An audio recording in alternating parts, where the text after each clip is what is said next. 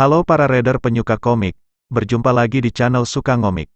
Kali ini kita akan melanjutkan pembahasan novel Heavenly Daemon Cannot Live a Normal Life. Langsung saja, tanpa basa-basi. Rumor lebih cepat dari kaki, desas-desus yang dimulai dengan Lawrence, menyebar sepenuhnya ke Dimitri hanya dalam satu hari. Apakah kamu mendengar desas-desus itu?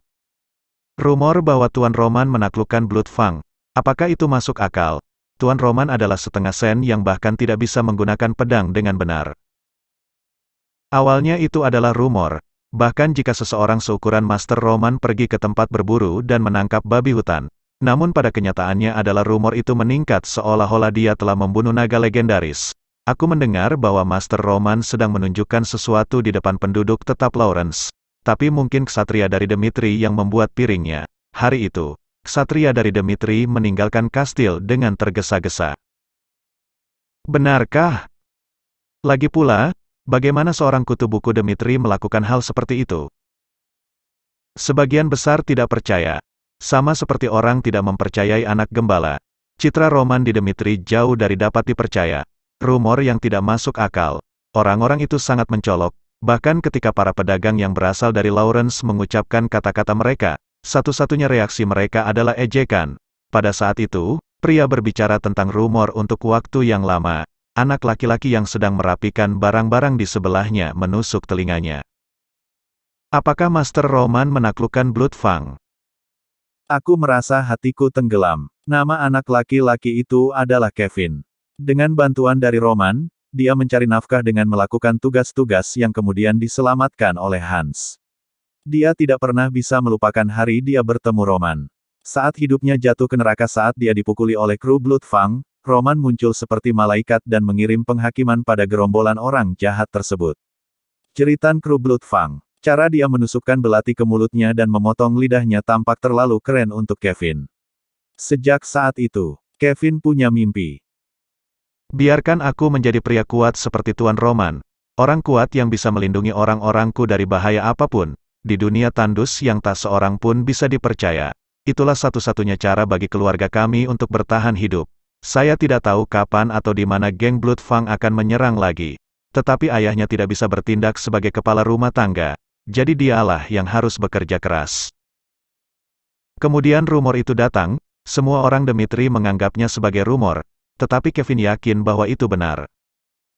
Duk, duk, duk. Jantungku berdegup kencang. Roman Dimitri mengalahkan penjahat dengan cabang pohon. Jika itu masalahnya, tidak akan menjadi masalah untuk memusnahkan kru Bloodfang sendirian. Pahlawan yang berjanji untuk menyelesaikan masalahnya membuat keajaiban menjadi kenyataan hanya dalam beberapa hari. Oh, saya menangis. Dia tidak tahu apakah Master Roman benar-benar melakukan hal yang berbahaya untuknya.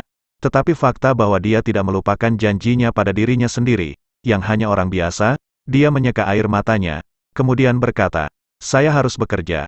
Tetapi saya tidak dapat berkonsentrasi pada emosi yang terus membuat saya menangis. Kapan kita bisa bertemu Master Roman lagi? Jika hari itu tiba, Kevin ingin mengungkapkan rasa terima kasihnya tanpa melupakan perasaannya saat ini. Saya memiliki hari yang sibuk. Saat saya akan menyelesaikan pekerjaan terakhir. Dan tiba-tiba, tok, tok. Master. Sudah lama tak melihatmu. Melihat Roman Dimitri mengunjunginya, Kevin tanpa sadar menjatuhkan barang bawaannya ke tanah. Aku kehilangan akal untuk sesaat. Kevin, yang meragukan apakah ini nyata, terkejut dan membungkuk. Terima kasih Master. Berkat Anda, keluarga saya bisa hidup. Terima kasih banyak. Dia menangis melihat Roman. Wajah Kevin menjadi merah. Dan dia mengucapkan kata-kata yang tulus. Kevin, bagaimana kabarmu? Aku terdiam. Roma ingat namanya. Orang lain mungkin berpikir itu hal kecil. Tapi Kevin tidak bisa menganggapnya sebagai hal kecil. Itu mengejutkan. Dengan tangisan yang memenuhi tenggorokannya, Kevin berkata dengan suara menangis. Terima kasih kepada Tuan. Karena berkat Anda, kami bisa hidup lebih baik. Geng Bloodfang tidak lagi menganiaya kami. Dan Hans menyelamatkan kami. Kami juga dapat menyelesaikan masalah penghidupan kami yang mendesak. Saya tidak tahu bagaimana mengungkapkan rasa terima kasih saya. Baiklah Kevin, mulai sekarang. Saya akan mengajukan penawaran kepadamu. Di masa depan, keluargamu tidak perlu khawatir tentang mata pencaharian mereka. Tinggal di rumah yang hangat. Makan 3 kali setiap hari. Anda akan menjalani kehidupan yang tidak hanya menghabiskan setiap hari dengan kerja keras, tetapi juga menikmati hobi. Hidup seperti itu sederhana. Saya berencana untuk melakukan itu di masa depan. Aku merinding. Aku tidak tahu apa yang Master Roman coba katakan. Tapi Kevin secara naluriah tahu dia punya kesempatan penting. Roman kembali melanjutkan kata-katanya, karena itu, hiduplah untukku. Jika kamu bersumpah setia kepadaku, aku akan memberimu kehidupan baru. Petir menyambar di kepalaku. Kevin tidak pernah bermimpi bisa mengikuti sosok hebat seperti Master Roman. Tapi Roman menyarankannya terlebih dahulu. Jadi orang yang setia pada Master Roman sendiri.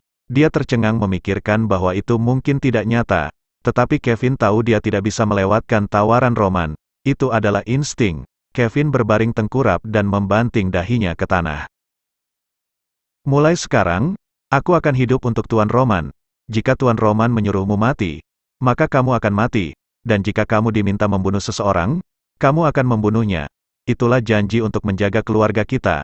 Itu saja sudah cukup. Aku mengangkat kepalaku. Tetesan darah mengalir di dahinya. Tetesan darah menetes dari matanya. Tapi Kevin menatap Roman tanpa mengedipkan mata. Dia adalah pria yang bodoh. Tunjukkan kesetiaanmu dalam darah. Dan bahkan kebodohannya menyerupai kuda ringan. Guangma juga seperti ini.